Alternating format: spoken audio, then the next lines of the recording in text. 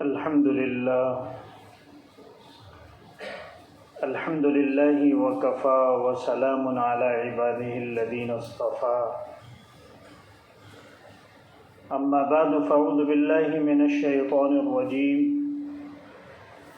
بسم اللہ الرحمن الرحیم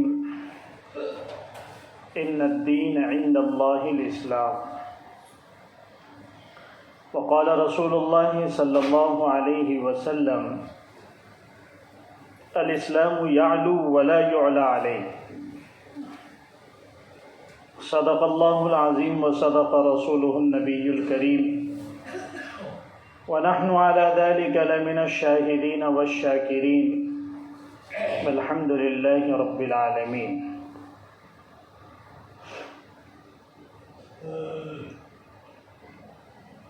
اللہ تعالیٰ کے نزدیک اسلام ہی مذہب ہے، اس کے علاوہ کوئی دین کوئی مذہب سرے سے نہ کوئی دین ہے نہ کوئی مذہب ہے۔ اور اسلام کی فطرت میں علو یعنی بلندی ہے، بلند ہونا ہے۔ اسلام کبھی مغلوب نہیں ہوتا۔ اللہ تبارک و تعالیٰ نے اسلام کو حضرت امام مہدی رضی اللہ تعالیٰ عنہ کے ہاتھوں پوری دنیا کے ہر گھر میں پہنچانے اور اسلام کو غلبہ دینے کا فیصلہ کر لیا ہے۔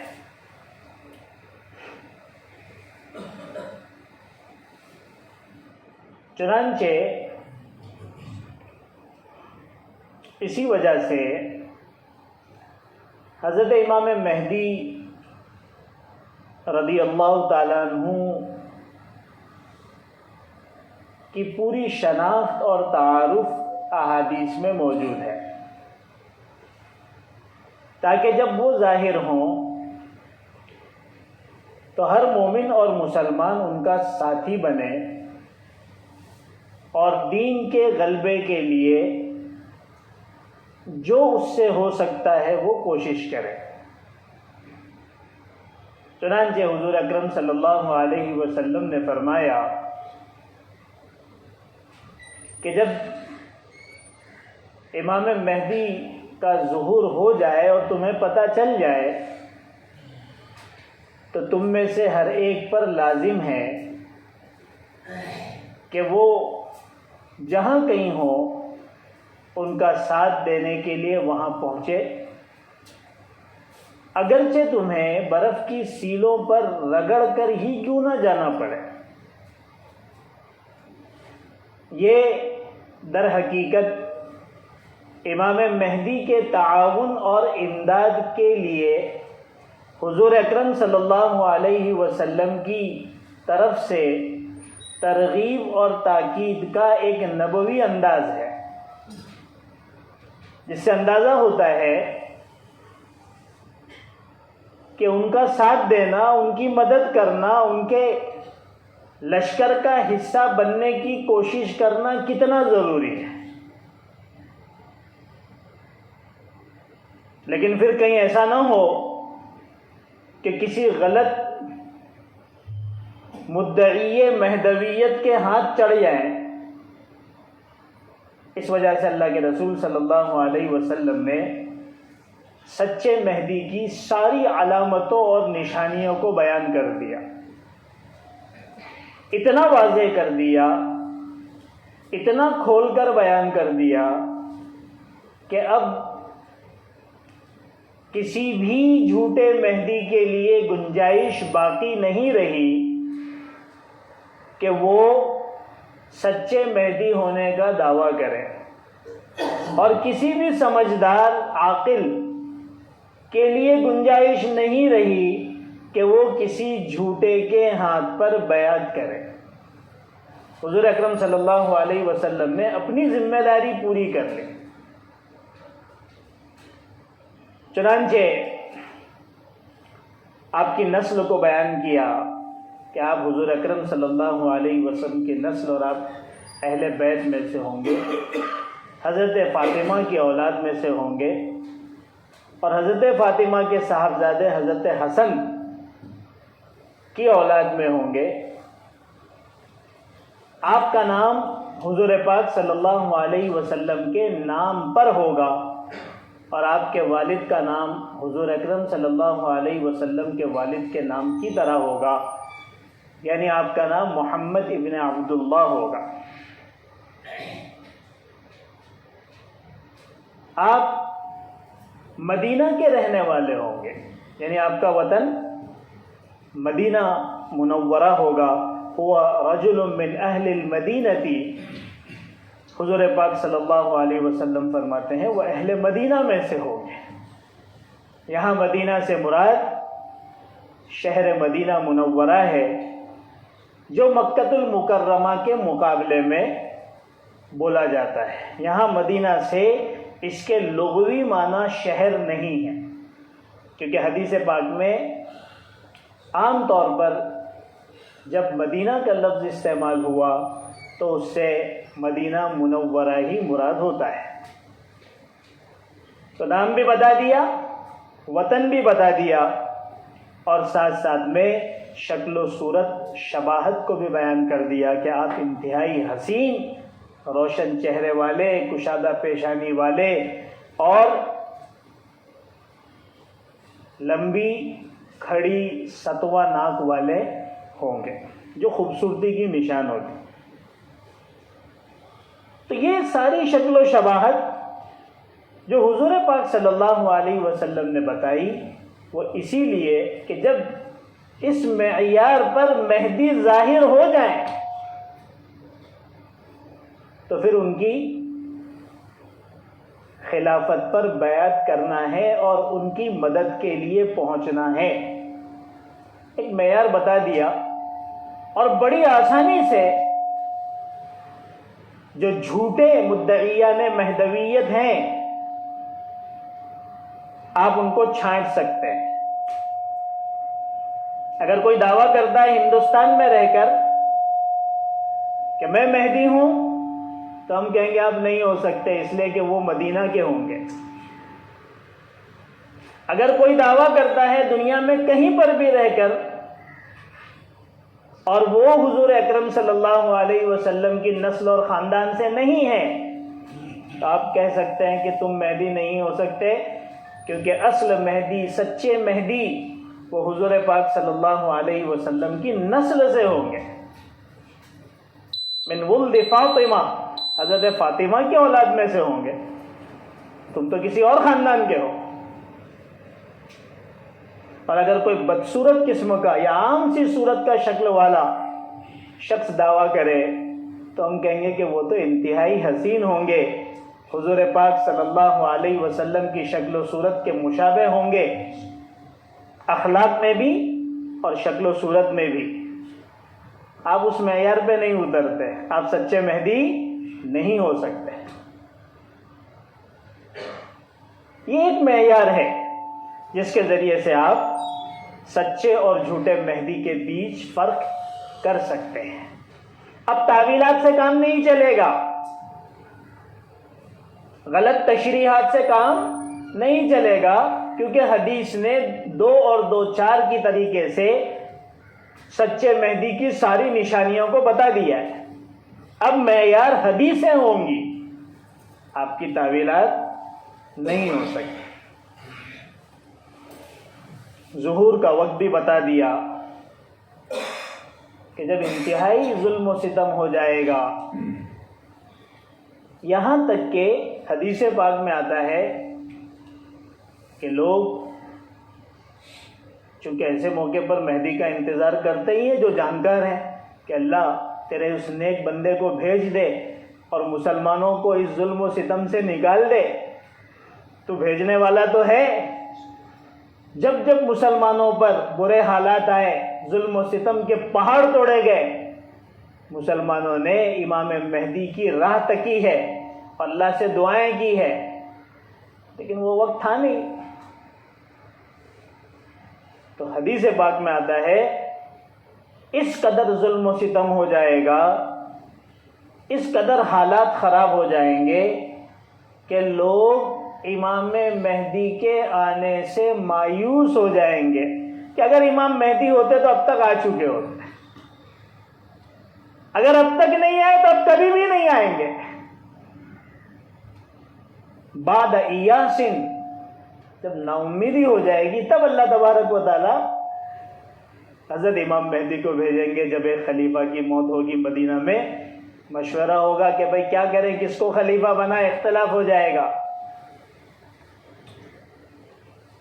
اور پھر ایک ہی رات میں اللہ تبارک و تعالی حضرت امام مہدی کو، جو خود اپنی شخصیت سے واقف نہیں ہوں گے، وہ ساری صلاحیتیں پیدا کر دیں گے۔ یصلحہ اللہ فی لیلۃ، وہ ساری استعداد اللہ تعالیٰ کی طرف سے ودیت کی جائے گی، اور ان کو الہام ہوگا، ان کو پتہ چلے گا کہ میں ہی مہدی ہوں۔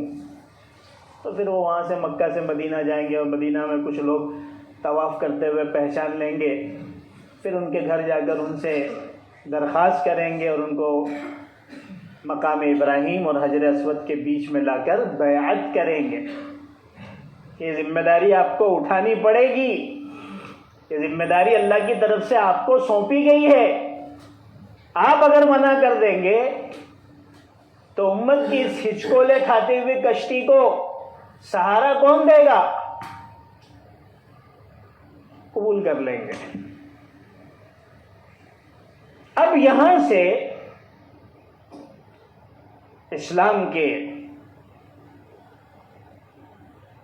اس چراغ کو بجھانے کے لیے کوششیں تیز ہو جائے گی۔ جیسے ہی پتہ چلے گا کہ ظہور ہو چکا ہے اور بیعت ہو چکی ہے، پتہ سب کو ہے کہ ہونے والا ہے۔ میں عرض کر چکا ہوں گزشتہ جمعہ، ہم سے زیادہ ہمارے دشمنوں کو مہدی کے بارے میں پتہ ہے، اور ان کی پہنچ حرم تک ہو چکی ہے۔ آپ یہ جو بہت ساری تبدیلیاں دیکھتے ہیں، چینجز دیکھتے ہیں، یہ تبدیلیاں کہیں نہ کہیں مہدی کے ظہور کے خوف کا نتیجہ ہے۔ غور کریں، سوچیں، سمجھیں، پڑھیں لکھنے والوں کو، تو آپ کو اندازہ ہوگا کہ بڑا خوف ہے، بڑا ڈر ہے، اور اس کے لیے کافی رکاوٹیں کھڑی کرنے کی کوشش کی جاتی ہے۔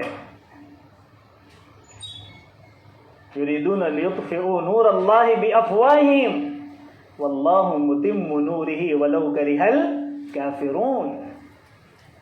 یہ چاہتے ہیں اللہ کے نور کو بجھا دیں، اور اللہ تعالیٰ فیصلہ کر چکا ہے کہ وہ اپنے نور کو مکمل کر کے رہے گا، چاہے ان کافروں اور مشرکوں کو اچھا لگے یا نہ لگے۔ تو یہ چاہے کتنی رکاوٹیں کھڑی کر لیں، کتنی ہی اسکیمیں بنا لیں، اور حرم تک پہنچ جائیں، اور مطاف تک پہنچ جائیں، اور بیت اللہ تک پہنچ جائیں، ان کی یہ ساری اسکیمیں اپنے وقت پر فیل ہو جائے گی۔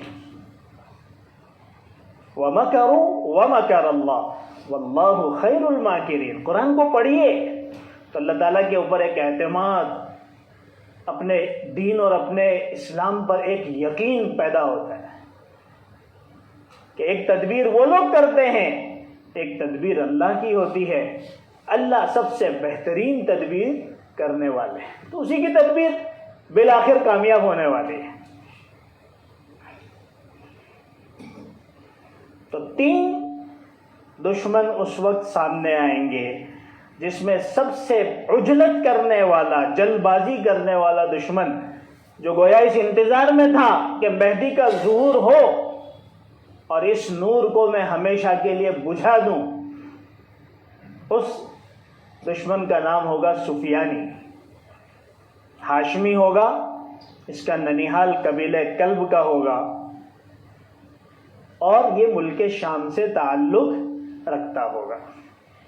حدیث پاک میں جب شام بولا جاتا ہے ملک شام، تو اس سے مراد آج کا جو ملک شام ہے وہ تو ہے ہی، دمشق اس کا جو ہے کیپٹل ہے، اس کے علاوہ فلسطین ہے، اسرائیل ہے، جارڈن ہے، لبنان کے بھی کچھ علاقے، یہ سارا علاقہ یہ ملک شام تھا، جو ایک زمانے سے دنیاوی اعتبار سے بھی ترقی یافتہ رہا ہے اور دینی اعتبار سے بھی نبیوں کا مرکز رہا ہے۔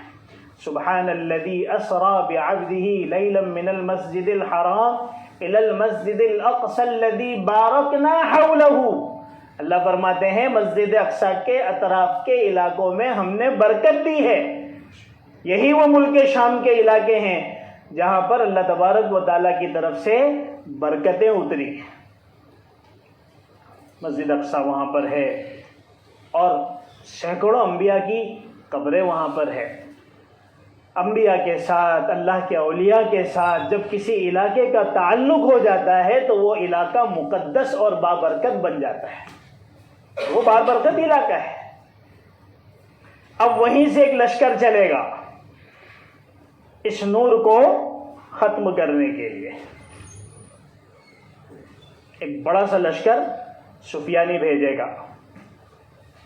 اس کا ارادہ مکہ ہوگا کیونکہ بیعت وہیں ہوئی ہے، اور صرف 313 لوگ ہیں، بالکل غزوہ بدر کی سی شکل ہے کہ دشمن تعداد میں بھی بہت زیادہ اور ہتھیاروں سے لیس، اور اس کے مقابلے میں اہل حق تعداد میں 313 کی ہے، کچھ بھی نہیں، تہی دامن، اور یہیں سے اللہ کی نصرت لوگ دیکھیں گے۔ حضرت امام مہدی میں وہ کیا خاص صلاحیتیں اللہ تعالیٰ کی طرف سے ودیعت کی جائے گی، ایک مستقل موضوع ہے کہ جس کی وجہ سے وہ پورے عالم کو فتح کر لیں گے۔ ذاتی طور پر بھی ان کے اندر بہت ساری صلاحیتیں ہوگی جس کو علماء نے اپنے اپنے انداز میں بیان کیا ہے، لیکن اس کو بیان کر کے فائدہ نہیں، وہ ایک اندازہ ہے، اور اس بات پر تو سبھی کا اتفاق ہے کہ اللہ تبارک و تعالیٰ کی نصرت اور مدد ان کے ساتھ ہوگی۔ جب اللہ کی مدد اور نصرت ساتھ ہو جائے تو پھر سارے راستے آسان ہیں، پھر سارے بند کھل جاتے ہیں۔ اصل تو اللہ کی مدد ہے۔ پھر کنکری پھینکنے سے دنیا نے اپنی آنکھوں سے دیکھا کہ بڑے بڑے ٹینک اڑ گئے۔ یہ میں بہت پرانے زمانے کی بات نہیں کر رہا ہوں، وہ کتابیں میں نے خود پڑھی ہیں کہ ابھی قریب میں 10-20 دہائی پہلے ہمارے جیسے لوگ جو ابھی زندہ بھی ہیں، انہوں نے کنکریوں کے ذریعے سے دشمن کے ٹینکوں کو اڑا دیا۔ دشمن حیران تھا کہ نہ ان کے پاس ہتھیار ہے، نہ ان کے پاس گولہ بارود ہے، یہ ہمارے بڑے بڑے ٹینک اڑا دیتے ہیں۔ میں نے خود پڑھا ہے کہ ان کے ایک بہت بڑے شخص نے ایک مجاہد کو کہا کہ بھئی یہ کیا معاملہ ہے، ہمیں سمجھ میں نہیں آتا۔ اس نے کہا دیکھنا چاہتے ہو؟ بولے ہاں بالکل میں دیکھنا چاہتا ہوں۔ انہوں نے ایک کنکر اٹھایا اور پڑھا وما رمیت اذ رمیت ولکن اللہ رما، اور اس نے وہ ٹینک پر مارا، ٹینک وہیں سامنے اڑ کر ختم ہو گیا۔ یہ اس زمانے کی بات کر رہا ہوں۔ حضور اکرم صلی اللہ علیہ وسلم حضرات صحابہ کی نہیں، اللہ وہی ہے، دین وہی ہے، اللہ کی مدد وہی ہے، اللہ کی نصرتیں وہی ہیں، ہم بدل گئے، اللہ نے اپنی نصرتیں اٹھا لی۔ اور جب ہم صحابہ کے طریقے پر آ گئے تو اللہ کی نصرتیں آنکھوں سے دیکھنا لگا، سب دیکھنے لگے، سب کو دکھنے لگا۔ تو یہی حالات اب آنے والے ہیں جب حضرت امام مہدی دنیا میں تشریف لائیں گے۔ تو بالکل غزوہ بدر سی جیسی شکل، وہ ایک بڑا لشکر بھیجے گا۔ جب مکہ اور مدینہ کے درمیان ذوالحلیفہ کے پاس مقام پیدا پر پہنچے گا، اللہ تبارک و تعالیٰ کی طرف سے ایک مدد یہ آئے گی کہ لڑائی سے پہلے ہی اس کا درمیانی حصہ دھسا دیا جائے گا. آگے والے پیچھے والے کو کہیں گے بھائی اپنی حفاظت کرو, کہیں تم بھی دھس نہ جاؤ. یہ بولنے کا وقت گزرا نہیں ہوگا کہ وہ آگے پیچھے والے بھی دھسا دیے جائیں گے. ایک آدمی بچے گا, وہ جا کر خبر دے گا کہ بھائی اس طرح سے اپنے لشکر کے ساتھ ہو گیا. سفیانی بہت غصہ ہوگا اور خود لیڈ کرتے ہوئے ایک بڑا لشکر لے کر آئے گا, اور یہ چھوٹے سے لشکر کے ساتھ مٹ بھیڑ ہوگی. اللہ تبارک و تعالیٰ امام مہدی کو کامیاب کر دیں گے اور سفیانی کا لشکر زبردست شکست کھائے گا. بے حساب مال غنیمت آئے گا. حضرت امام مہدی لوگوں کو خوب بانٹیں گے. یہ پہلی کرامت اور اللہ کی نصرت جب لوگوں تک پہنچے گی تو لوگوں میں اور مسلمانوں میں خوشی کی لہر دوڑ اٹھے گی کہ بھائی اللہ کی مدد آ گئی, اور اب اللہ ظلم و ستم کا سلسلہ ختم کرنے والے ہیں. اب ذلت ختم ہو کر عزت انشاءاللہ ملے گی. اب لوگوں کی طرف سے رجوع ہوگا, اللہ کے نیک بندے ان کی خدمت میں آئیں گے, اور دنیا کی ساری تحریکات اور دین کے لیے کوشش کرنے والے لوگ ان کے قدموں میں اپنی ساری صلاحیتوں کو لا کر رکھ دیں گے. تو انتظار میں ہی تھے. اب یہاں سے امام مہدی سب سے پہلے مدینہ منورہ تشریف لے جائے گے, حضور اکرم صلی اللہ علیہ وسلم کے روضے پر حاضری دیں گے. اب تک تو جو جنگ ہوئی تھی خود لاد دی گئی تھی, اب یہاں سے حضرت امام مہدی اقدام کریں گے. حضور اکرم صلی اللہ علیہ وسلم کے روضے پر صلاۃ والسلام پیش کرنے کے بعد پھر اپنے اس گروہ کو لے کر سب سے پہلے آپ تشریف لے جائیں گے ملک شام, کیونکہ وہاں پر دو سفیانی تو ختم ہو گیا, اب دو دشمن ہیں. ایک دشمن ہے عیسائی دوسرے نمبر پر, اور تیسرے نمبر پر یہودی, جس کا آخر میں جو ہے وہ مرحلہ آتا ہے. اب یہاں پر عیسائی ملک شام کے اندر دابق اور اعماق, یہ دو جگہ ہے, اس کا تذکرہ حدیث پاک میں آیا ہے. وہاں پر اپنے لشکر کو لے کر کھڑے ہوں گے زبردست حملہ کرنے کے لیے, کیونکہ اب یہ فائنل مقابلہ ہوگا کہ بھئی ایسا کرو کہ سامنے والا ختم ہی ہو جائے, اسلام ہمیشہ کے لیے, مسلمان ہمیشہ کے لیے مٹ جائے. امام مہدی پوری تیزی کے ساتھ ملک شام پہنچیں گے. جب یہ اپنے لشکر کے ساتھ پہنچیں گے تو عیسائی ان کی طوطی بولنے لگے گی کہ یہ کیا ہو گیا, یہ آ گئے سامنے. تو وہ عذر پیش کریں گے اور کہیں گے بھائی تم لوگ یہاں سے ہٹ جاؤ, ہمیں آپ سے مقابلہ نہیں کرنا ہے, ہم تو ملک شام کے ان لوگوں سے مقابلہ کرنے آئے ہیں جنہوں نے ہمارے بال بچوں کو قبضہ کر لیا ہے.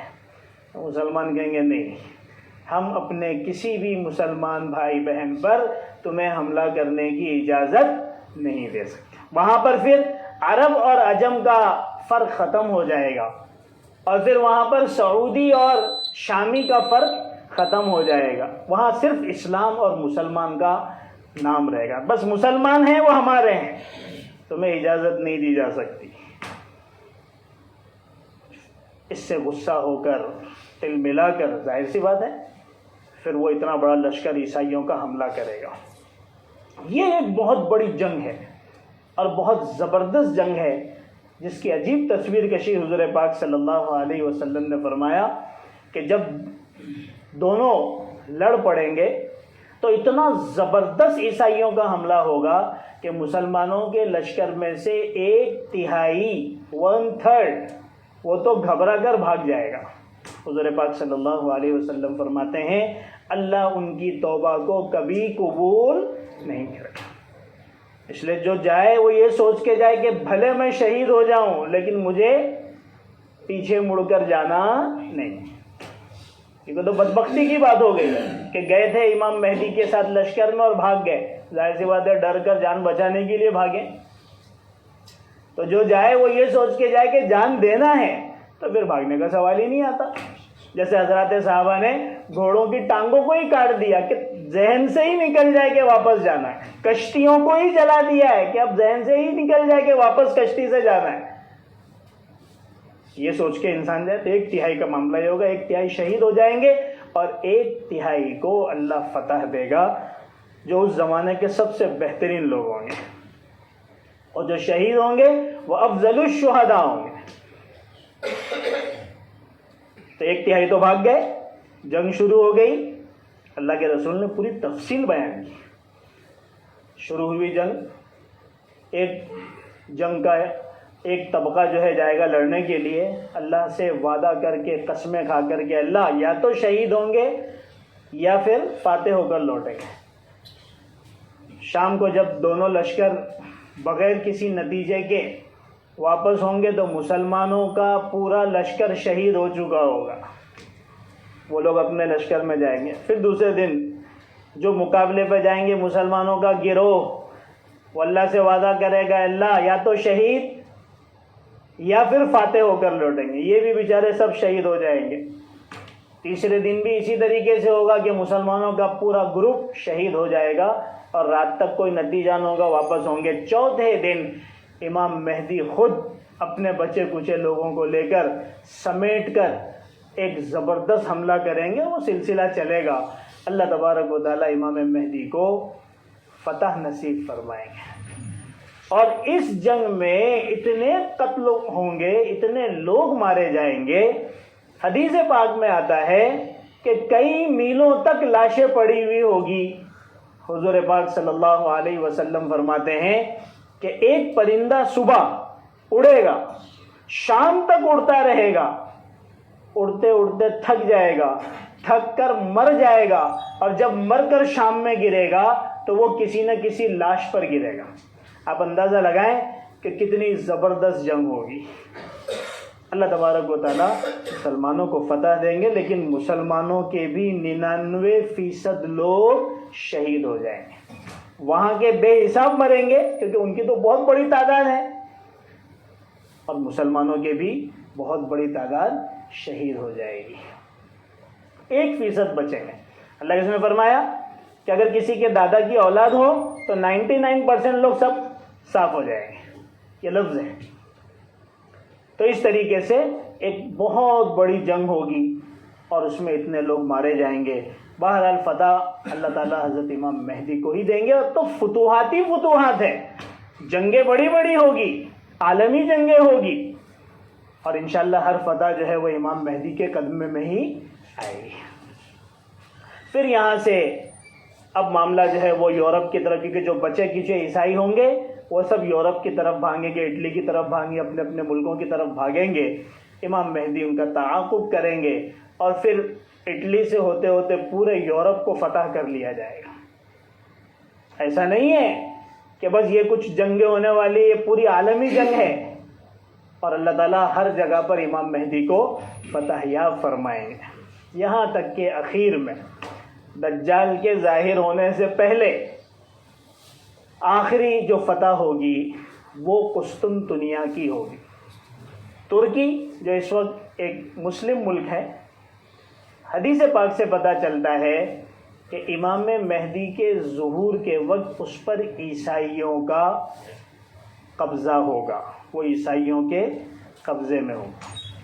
اس وقت جو لوگ ترکی کی سیاسی حالت کو جانتے ہیں کہ اردوغان کا کیا حال ہے اور اس کے سامنے جو بندہ ہے اس کا کیا حال ہے، سیاسی طور پر کس کو مضبوطی حاصل ہو رہی ہے، تو وہ اندازہ لگا سکتے ہیں کہ ان فیوچر ہو سکتا ہے کہ ترکی میں جو اپوزیشن پارٹی ہے وہ آ جائے غالب، اور وہ سمجھو ان کا غالب آنا یعنی عیسائیوں کا ہی غالب آنا ہے.